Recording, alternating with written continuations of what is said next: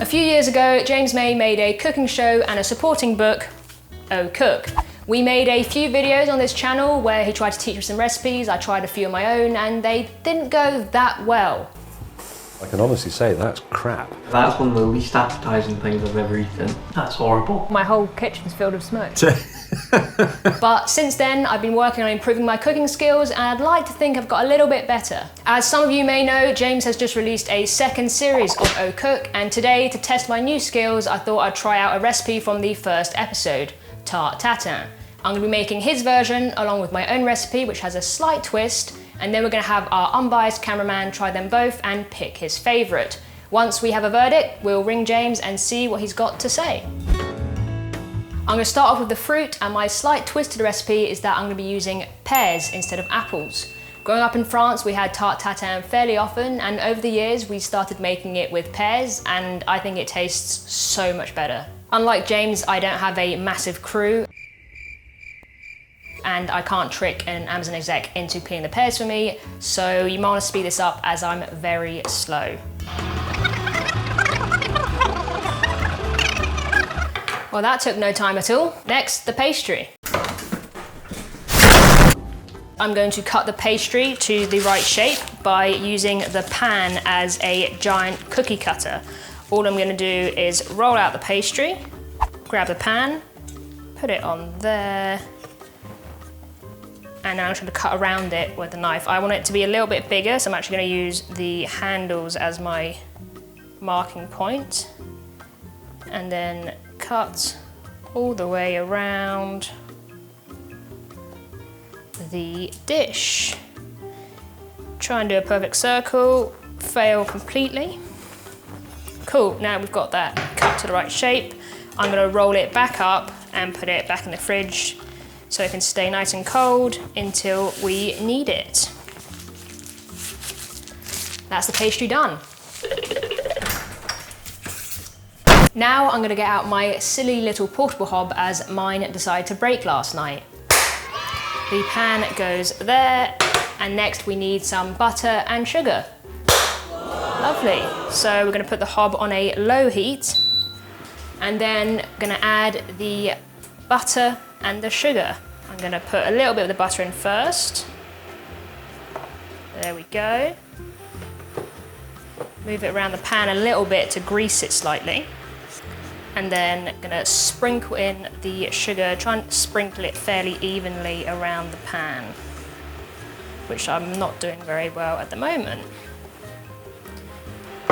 Try and mix it all around a little bit, and then in a second we'll add the rest of the butter, and we'll basically cook this until it goes kind of bubbly and yellowy and a bit brown, and then we'll add in the pears. In James's recipe, he puts in the pears last, after he's already made everything. He actually puts the sugar in first, melts that, then puts the butter in, then puts the apple in.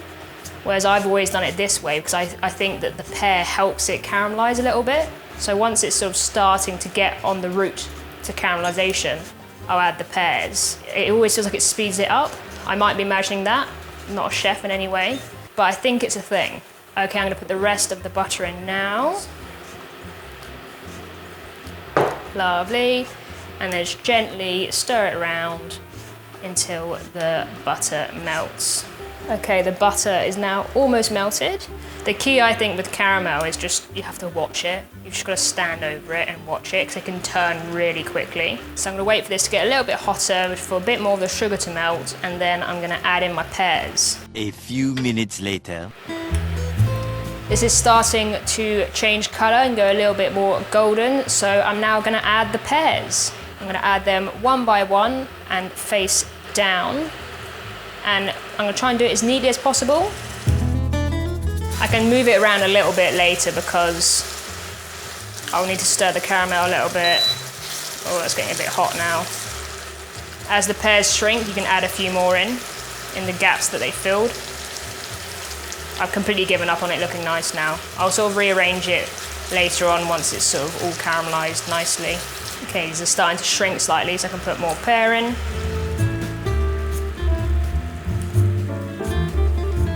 Okay, the pears are starting to shrink quite nicely and the smell's changed. it's starting to smell a little bit more like sort of caramelly. It's quite hard, like I'm trying to wait for it to be done, and I'm by no means a pro at this. It's sort of, you can sort of tell. It's a bit darker, it's a bit sort of gloopier, but it's a bit hard to tell. The smell is quite a big part of it as well. Sort of it smells a bit more caramelly. I think we're almost there. We're starting to smell like a Werther's Original at the moment, which is about right. I reckon a few more minutes, might be able to slip a few more bits of pear in, and we will be ready for the next step.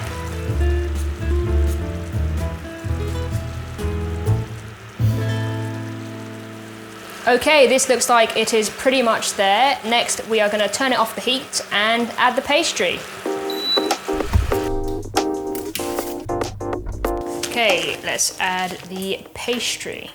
Roll it out. It's just come out of the fridge, so it's still nice and cold. Let's get the shape that we prepared. There's our circle. And we're just going to plop it on top. And then with the spatula, I'm just going to try and tuck it in a little bit. It is a little big, but that's okay because we'll fold down these little edges and then it'll have nice, thick, crusty bits on the edges of the pie. So that's going in a little bit. It's actually a little bit too thin, so I'm just going to use the back of it to push it in slightly. And then I'm just going to tuck these little bits that are sticking out back over, so that is one nice piece of flat pastry. Last little bit of poking. That looks about right. This is now ready for the oven. We're going to be putting it in for about 20 minutes, maybe a little bit more, basically until the pastry is nice and golden and cooked looking.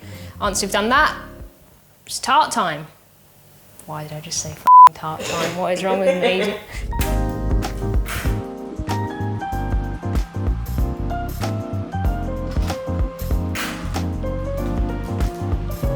The pastry is nice and golden, so I think that means it's ready. Now for the tricky bit, flipping it upside down onto a plate and hoping it's a success. Okay, here goes nothing. It's quite hot, the pan, so I'm gonna try and do it quickly so as not to burn myself, but also I don't wanna mess it up. I only get one try at this. Okay. Hot. Okay. I think I heard it come out of the pan. Okay, moment of truth. Hey! I think that looks pretty good. I'm happy with that. Even though I had to stir it around quite a bit, the pears look fairly smart and uniformish. Let's serve it up and see what the cameraman thinks. So there we have it. We have our competitors. My pear Tarte Tatin served with a single scoop of vanilla ice cream, and James May's apple Tarte Tatin served with a dollop of Calvados cream. Let's find out which is best. Callum, come on over. Callum, have you had any Tarte Tatin before? No, I've not. It's gonna be my first time. Okay, well, let's see what you think. Okay, so I'm gonna start with James's. And straight away, it's a lot darker in colour. I think at the moment, Lucy, you're definitely winning the presentation prize, but let's give it a go. That's really good. It's not what I was expecting, but the apple's really soft. And it tastes really nice. It's not over caramelised, it's not overly sweet. That's a tough one to beat. I shall now switch forks and go over to yours, Lucy, obviously with pear instead of apple. Straight away, the texture of the pear is a little bit harder than the apple. Okay, this is a lot stronger, a lot sweeter. It's a lot more flavourful, to be honest. Yeah, I think I prefer the pear. Yes! Point to Lucy. Presentation and taste definitely takes the prize. I am very happy with that result. It's nice to film a cooking video and not have it end in mild disaster. Let's ring James and give him the good news.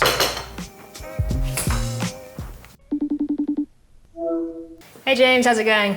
What now? I have been spending my day cooking. Well done. I know. And I've not actually been cooking just anything. I've cooked your Tarte Tatin recipe from the new series of Au Cook. Oh yeah. And I've actually compared it to my own Tarte Tatin recipe, which I've been making for quite some time. And I made both of them under perfect test conditions. And I asked my non-biased cameraman to try them and reveal his favourite. Hang on, who is your non-biased cameraman? Is it Mike Fernie? No, it's not. It's a guy called Callum, and he's never had Tarte Tatin before, and he doesn't particularly like me or like you, so he's non-biased. Okay. Do you want to know who won? Nah. Yeah, go on. I won. Well, that just means you didn't make mine properly. No, I did. I made it. It looked really nice. It was great, but mine won. Yeah, but hang on. It's all right saying you've got an unbiased cameraman making an unbiased test, but you're not unbiased. You're not going to make mine better than yours, are you? So mine was never going to win. No, I made it as well as I could. The only difference between mine and yours is that I used pear instead of apple. Did you caramelise the sugar properly? Yep. So that it was just all nice and crystally and largely clear, or did you turn it into treacle? No, it was perfect coloured. It was a little bit darker than mine, but I think that's because of the pectin in the pear making my caramel different. But I made yours to the letter as you make it in the show. So what is the point other than that your cameraman prefers pears? He actually doesn't like pears, so that's even more of a win for me. Really? Yeah. The point is I'm getting better at cooking. I thought you'd be proud of me. I am very proud of you, but I don't actually. I'm not being cynical or old and bitter, but I don't entirely trust your experiment. I don't quite believe that it's entirely free of bias. Because Lucy Brown makes her Tarte Tatin and my Tarte Tatin, and weirdly, hers is better. Because if you repeated that experiment and I did it and also did it to your method, weirdly, mine would be better. I swear I didn't look, even on my script, my sort of instructions, there's a if Lucy wins and an if James wins section. If I was going to be biased, why would I have written both options? So that you could hold that up and pretend you weren't biased. This wouldn't stand up in court. Show me the one to my recipe. Can you hold it up so I can see it? I can try. Okay, I'm going to point the camera down. Ready? Yes. Well, that's rubbish. You clearly haven't made it properly. It's a right mess and there's a huge bit missing. I thought it was quite good. I was happy with it. Do you want to see mine? Yeah. Yeah, much more effort's gone into that. The colour's better, it's got more fruit in it. I can tell that the sugar's been caramelised better. So you think I've thrown it? Yeah. They both look pretty good, actually. I'll give you that. I would eat them. Thank you. Right, bugger off. I'm busy. Awesome. Cheers, James. Have a good one. Well done. Bye. Bye. What do we reckon? James, bad loser? If you'd like to try this recipe at home, I'll leave a link to it in the description down below. Today I've been cooking. What next?